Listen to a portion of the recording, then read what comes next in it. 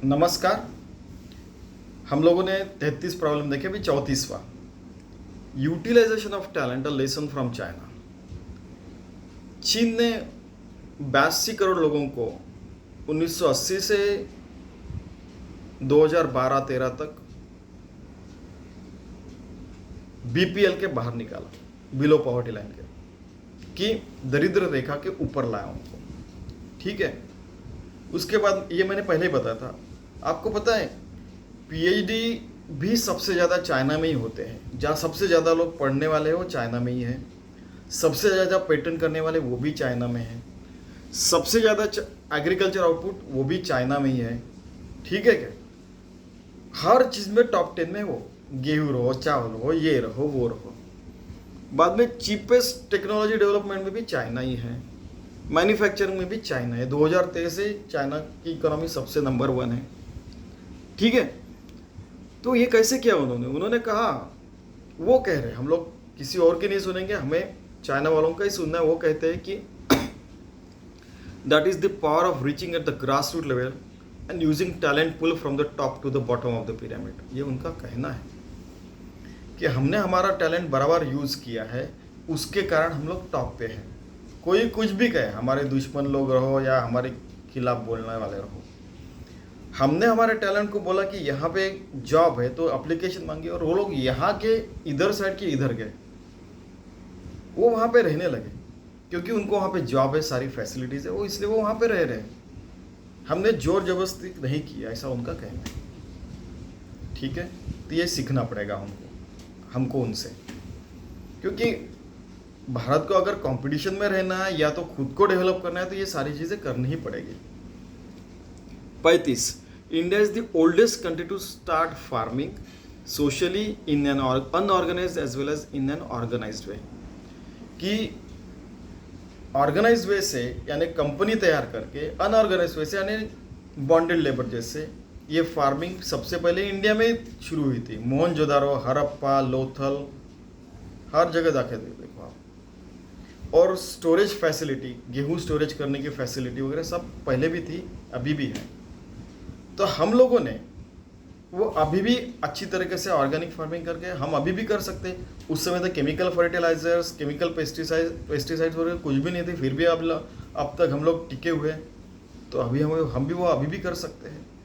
Simple. दूसरा, 36, problem of youth and students not taking interesting farming and agrarian activities and find agrarian life, career or job or entrepreneurship, they are finding it less attractive. क्यों उनको लगता है AC room में अच्छा काम हो सकता है? क्यों उनको नहीं लगता कि खेती करनी चाहिए अच्छी? ठीक है, दोनों साइड है इसमें। कुछ लोगों को ये अच्छा लगता है, कुछ लोगों को ये लगता है। कोई बोलता है कि 15-20 हज़ार आए तो ठीक है।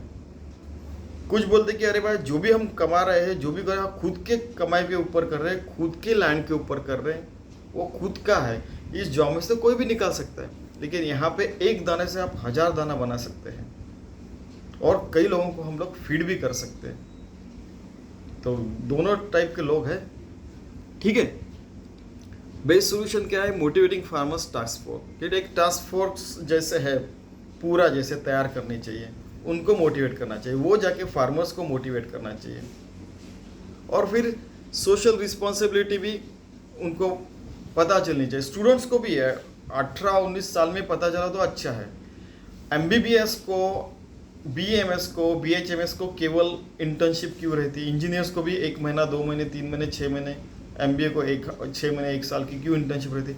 बाकी के लोगों को भी इंटर्नशिप रहनी चाहिए 1-1 साल की, जिसके कारण वो सोशल कंट्रीब्यूशन भी कर सके, कुछ सीख सके, है कि नहीं? सॉफ्ट स्किल वो अपने खुद के डेवलप कर सकते हैं, हार्ड स्किल भी आ सकती है उनमें, है कि नहीं? ठीक है, टेक्निकल स्किल भी आ सकती है। 37, problem of CSR funds not being used properly. The best possible solution, adopting a village as a part of corporate social responsibility. आपको पता है बीच में एक न्यूज़ आई थी कि 8000 crore corporate social responsibility is still unutilised in India. आपको जो भी प्रॉफिट मिलता है, 100 करोड़ प्रॉफिट मिला तो उसमें से 2 करोड़, 2% जो रहते हैं, आपको कॉरपोरेट सोशल रिस्पॉन्सिबिलिटी के लिए यूज़ करना पड़ता है। तो जैसे पूरा, जैसे अगर हम लोग इनिशिएटिव लेते हैं, एक विलेज भी अडॉप्ट करते हैं हर कंपनी और उसको डेवलप करते हैं, तो आदर्श विलेज तैयार हो जाएंगे अगर हमारे पास इतनी सारी कंपनियां हैं तो। ठीक है।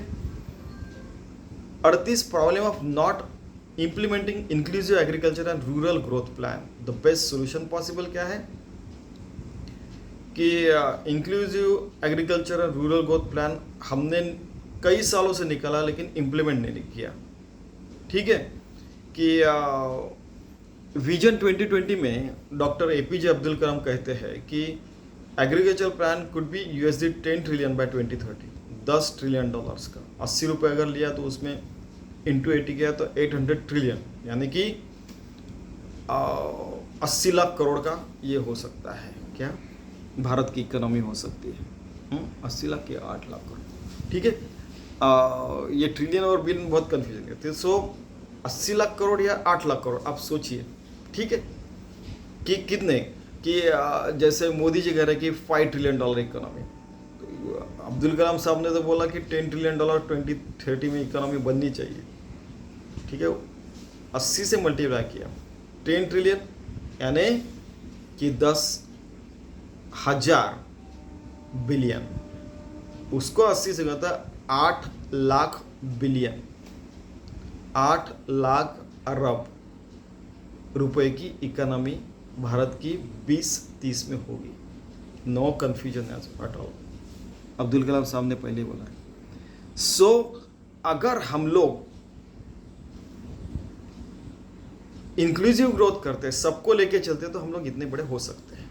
सीधा है। 39 problem of accountability and feedback system putting desired result. The best possible solution empowering village authorities with transparent feedback system and those will be responsible for success और फेलियर। कुछ भी सक्सेस हुआ तो मैंने किया है, इसने किया, सब लोग आगे आते हैं। कि फेलियर है तो कोई भी आगे नहीं आता, लेकिन अकाउंटेबिलिटी तो रखनी पड़ेगी। अब अगर किसी ने पुलिया बनाया, वो गिर गया दूसरे दिन, अकाउंटेबिलिटी तो रहेंगी, फिर वो भी किसी के ऊपर एक्शन लेगा वगैरह वगैरह। लेकिन हमें किसी से बदला नहीं लेने का है, हमें वो आगे नहीं होने देने का, इसका सॉल्यूशन निकालना है। नहीं तो विंडिक्टिव नेचर से हम हर किसी को उड़ाते रहे, बेचारा ईमानदारी से काम करता रहा और गलती से कैसे यानी कुछ एक्सीडेंट हो गया और गिर गया, फिर भी आप उसको निकालें, तो ये ठीक नहीं है। But at the same time somebody should be responsible for that. उसको अकाउंटेबिलिटी बोलते हैं। और फीडबैक सिस्टम ट्रांसपेरेंट चाहिए। इनफैक्ट पब्लिक को भी दिखने चाहिए ट्रांसपेरेंटली कि ये हमने काम किया और ये दिख रहा है। हर प्रोजेक्ट में रहना चाहिए, उनके वेबसाइट पे हर रोज दिखना चाहिए। क्यों नहीं दिखना चाहिए? हम मेहनत करते हैं, हमारा टैक्स आप लेते हैं, तो हमको आपने रिसिप्ट देना चाहिए हर रोज की। हो सकता है ऐसे। तो अकाउंटेबिलिटी, ट्रांसपेरेंसी इतनी हाईएस्ट लेवल पर रहना चाहिए, ऐसा वर्ल्ड बैंक, यूनाइटेड नेशंस भी कहते हैं और सस्टेनेबल डेवलपमेंट में ये पॉइंट है। ठीक है। 40th प्रॉब्लम ऑफ 40वां problem of most of the government institutions have become spending institutions than earning institutions and producing little results even on humanitarian cause. 1992 में पंचायत राज बिल आया था, 73rd और 74th अमेंडमेंट बिल भी आ गए, और म्यूनिसिपल बोर्ड्स और corporations उनको भी इंडिपेंडेंट बनना चाहिए था, but still they are financially independent. ऐसे कहा गया कि वो पैसों के लिए सरकार की तरफ भी देते, हमको पैसा दो फिर हम काम करेंगे। अरे बाबा, आप खुद कमाओ, आप इतने बड़े हैं, IAS पास किया, IPS पास किया, ये किया वो किया, हम ये है हम वो है, हम आप लोग कहते हैं हमने ये एग्ज़ाम दी इसलिए हमारा सिलेक्शन हुआ, तो हम पैसे भी कमाइए, बराबर है कि नहीं? तो गलत तरीके से नहीं कमाओ, बराबर प्रॉपर तरीके से ह्यूमैनिटेरियन वे से कमाइए। ठीक है। इनका कहना यह है कि पंचायत राज बिल का भी कहना यह है कि आपकी बॉडी जो है फाइनेंशियली इंडिपेंडेंट होनी चाहिए। रेलवे से लेके सरकारी सारी यंत्रणा है, खुद के पैसे खुद कमाइए। लोगों के टैक्स के ऊपर आप जो सैलरी लेते हो वो ठीक नहीं है। डिपेंडेंट बॉडीज नहीं रहनी चाहिए। You should earn your own salaries and profit for your companies, ऐसा उनका कहना। ऐसा ठीक है। धन्यवाद।